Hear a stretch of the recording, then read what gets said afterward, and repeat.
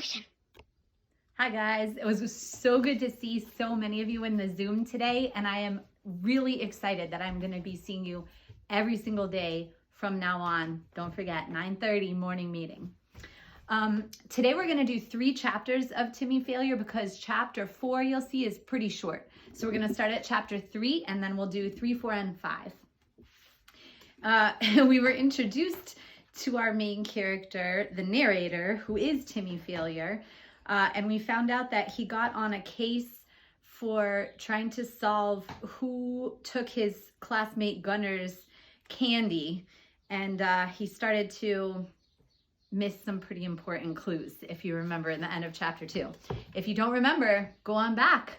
YouTube, you can just watch it again. Amazing. All right, chapter 3 is called The Timmy Empire Strikes Back. All I need to solve the Gunner case is 5 minutes of peace, but I can't get it because of this man. Yap, yap, yap, yap. He is Old Man Crocus.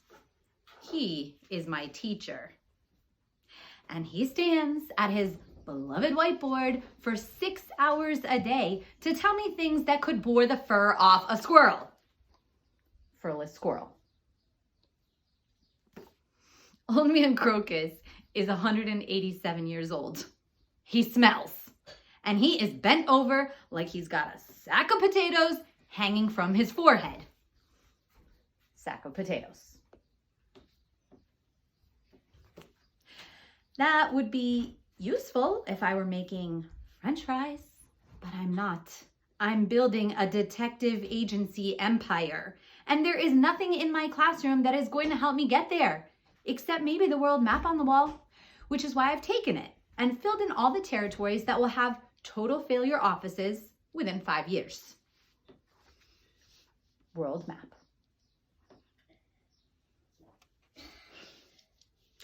A good teacher would reward that sort of initiative, but not Old Man Crocus. He says, "What has Captain Thickhead done now?" and eliminates my hard work with correction fluid. See how he's erasing some of the things that Timmy did on there? So I take my face and eliminate his. Do not try this on your own whiteboard. I think that's tit for tat, but he sees it differently. So he moves me to a grouping of desks with the 3 smart kids in the hope that they'll rub off on me. They're surely hoping that I rub off on them. One of them is Molly Moskins. She is a nuisance. She smiles too much. And she smells like a tangerine. Molly Moskins, aka Tangerine Girl. The rotund boy is Rollo Tukis. We have plenty of time, so we can talk about him later. His shirt says Stanford, which is a very famous, big, hard to get into college, but he spelled it wrong. And the girl whose face I've obscured is someone I am never, ever, ever, ever going to talk about, ever. No matter what.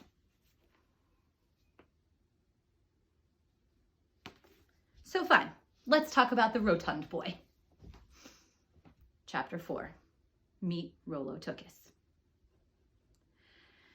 The first thing you need to know about Charles Rollo Tukis is that he is not smart.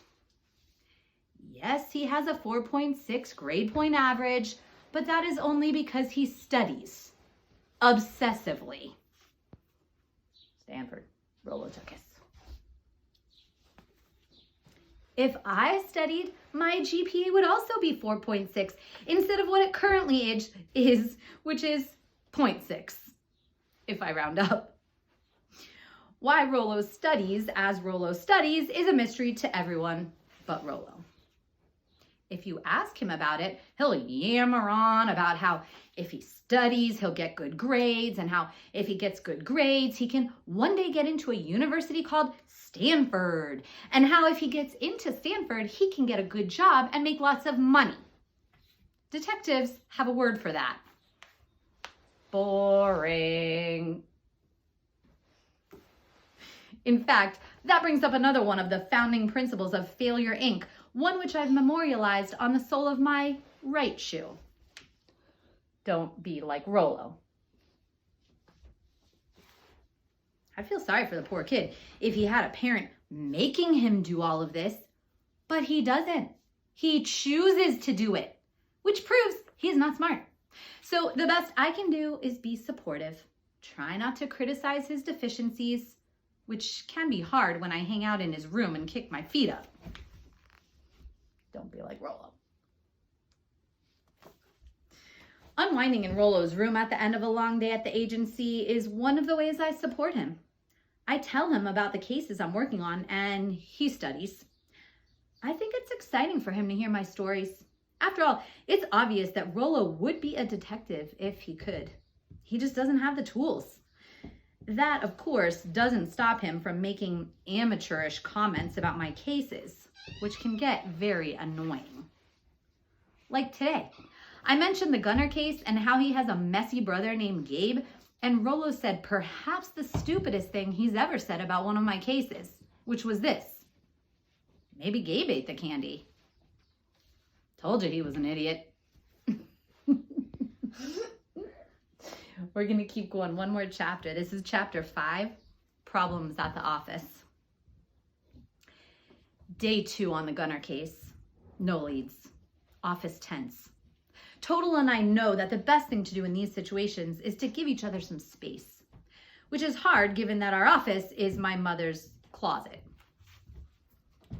Corporate headquarters. No admittance.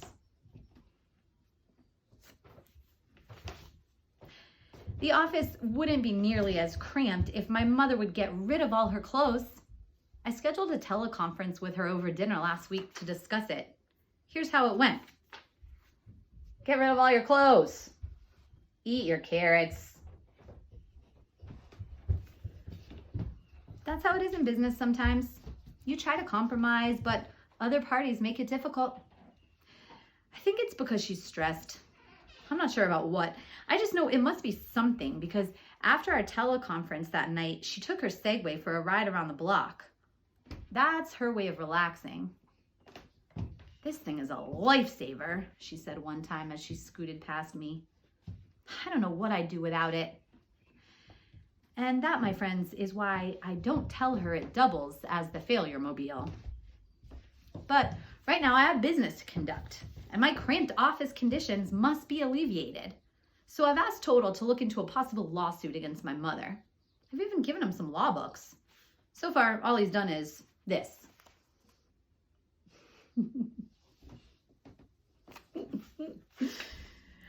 While the space issue is a nuisance, it's actually only temporary. And that's because I have my eye on the top floor of a new high-rise downtown. It has a view of the whole city.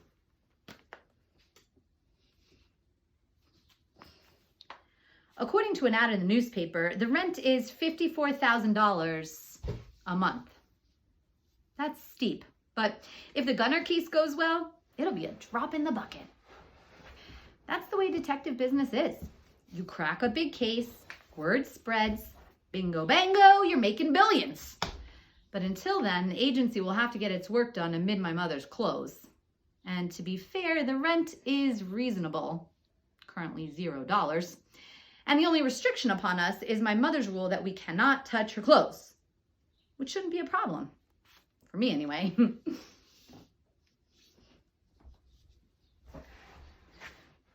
All right, chapter 6. We're going to read this next time, which will be Monday. It's called It Ain't Me, Gabe. All right, you guys, hope you liked it. Have a great weekend, and I'll see you at 9:30 on Monday.